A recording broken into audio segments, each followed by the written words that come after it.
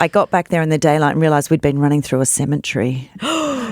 Welcome to Inside the Spotlight. We've been doing this for a few weeks now, and coincidentally, everyone's a lady. Not planned. Really? Yeah. And everybody was like, is this just female guests only? And I said, no.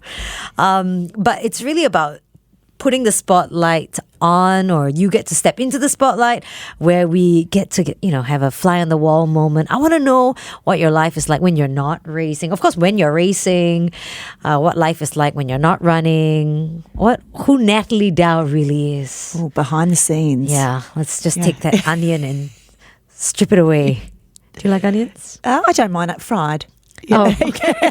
Wow, very specific. All right. So if you follow Nat, you would know that she just wrapped up 200K. Maybe tell us a little bit about maybe why you signed up for a 200K. Yeah, I don't actually know, to be honest. The furthest I'd done before was 160, so I wanted to just see if I could do it first and foremost. So you decided to up your challenge by 40 kilometers. Yeah. No big deal. No big deal. And it was in Malaysia, which is Where always... in Malaysia? In a place called Titi. So it's out about an hour outside of Payoh, near all the dams. So you are on roads with no street lights, with wild dogs chasing you. Talk to me about running in the dark. Yeah, so there was some interesting times running in the dark because there is no street lights. You're in sort of very isolated places and just wearing a headlamp. And there was one spot I was actually running with one of the other participants at the time, and we could hear all these dogs howling, hundreds of them. Oh, and dear. we couldn't see them, but we could hear them. And But you have the lights. But they were out in the distance. So and so I said to him, "You're running with me in this part because I don't want to run alone." And the course was actually 2 100-kilometre loops. So I thought the next day I'll be back running this and I'll see where I was in the daylight. That was a bit spooky. So I got back there in the daylight and realised we'd been running through a cemetery at the time. Oh, that gave me the chills. Yes. I see. Yeah. All right. Yeah. Well, I hope they were dogs. Yeah. But tell me about right towards the end of that, because you mentioned in your Instagram post that you had hallucinations towards the end. Yes. Yeah. Of course. Trust me, I can get hallucinations running 10 kilometers, okay? Let's not talk like 100, let alone 200 kilometers.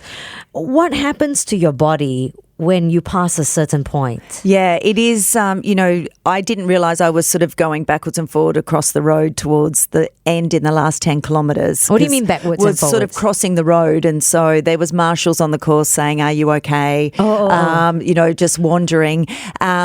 So your body, I think you're just in fight or flight, so you're just moving forward, and it's just about getting to that finish line. But, seeing crazy things, things in the clouds, thinking people are coming towards me. Were you seeing, did you think your husband was talking to you? Oh, no, he wasn't in any of them.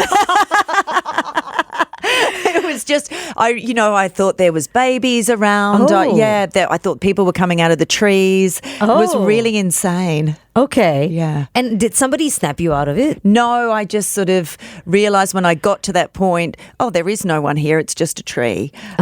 So it just kept coming. And I knew I would hallucinate at some point. So I'm like, okay, this is a hallucination, but it's pretty out there. It is. And so you are a lady that likes to challenge yourself in addition to running these ultra marathons. Is 200K the most you've done now? Yes, 200K is the most. I'm going to ask you the crazy question of, do you plan to outdo yourself with another? I mean, it seems like it's a very Nat thing to do. If you had asked me straight after that, I would have said no. But now we're 3 weeks later. Never say never. Never say never. Here's what I really want to understand, right? So take me back to like young Nat, who's like a 6-year-old child rolling around. Did you enjoy running when you were a child? I was very sporty, so I would play a lot of sports. I was actually a basketballer growing up, so played competitive basketball in Australia and represented the state and all of that. So always sporty. And then sorry, which state? Queensland. Queensland.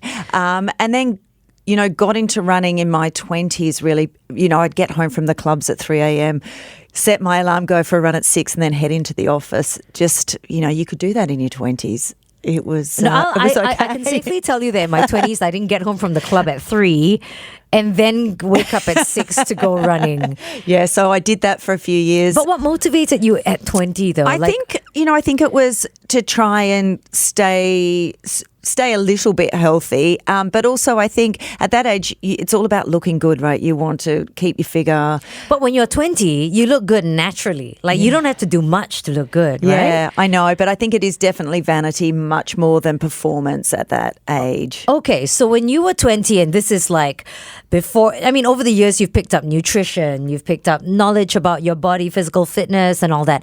But when you were 20, did you ever get into what is a very common thing with kids in their 20s? Crash diets. Oh, yes. You did? Oh, yeah. Hard to imagine. Yeah. But what have you tried? I think the worst one I ever did was probably the cabbage soup diet, where basically all you eat is cabbage soup non-stop. So you can imagine how bad that is. Well, first of all, tasteless. Yes. Yeah. So cabbage soup for at least 2 meals a day. That was a big one. We're talking back in the 90s.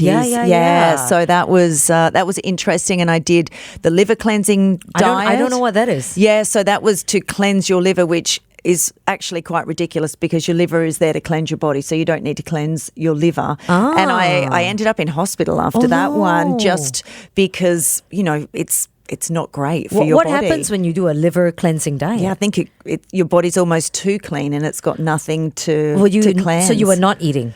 I was eating, but you're eating, almost too clean. Yeah, which is definitely everyone talks about, having real food, which is important, but you can be anything at the end of the spectrum is not good. Alrighty, now I know we are kind of looking at time, but we are going to be doing a quick wrap up. So it's real simple. 5 questions. Don't think too much about it. Okay, best advice you've ever been given? Treat people how you like to be treated. Worst advice? Carbs make you fat. Yeah, okay, I expected that. Yeah. Carbs are not the enemy. They are not the enemy. Then what is the enemy? Too many carbs is the enemy, but carbs are not the enemy. Okay, got it. If you could come up with a law that could be followed, this is hypothetical, that could be followed today, tomorrow, whenever, what law would this be? So 2 parts. Number 1, that everyone has to do a 20-minute walk outside every day without their phone. So that way they're moving, they're in nature, they're, de-stressing. I think everyone would be a nicer person if they did that, and there'd be a lot less stress and angst, and they'd be healthier.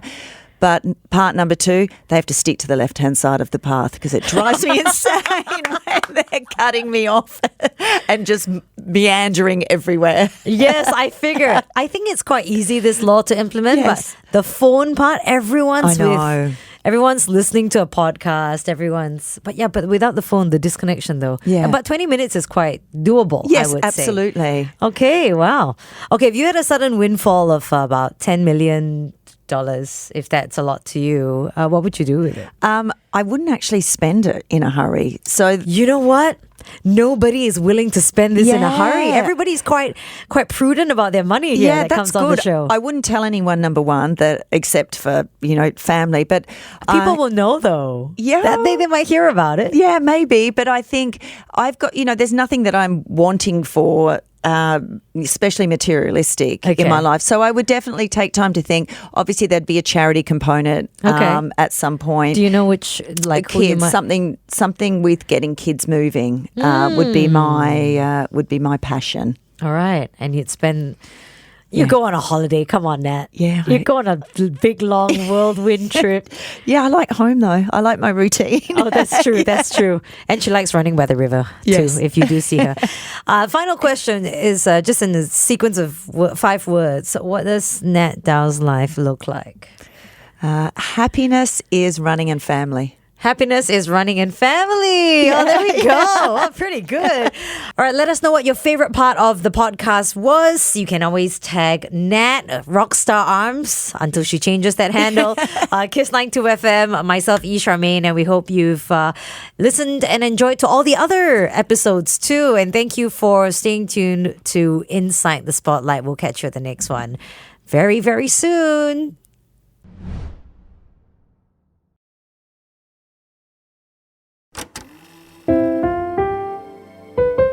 Kiss 92, all the great songs in one place.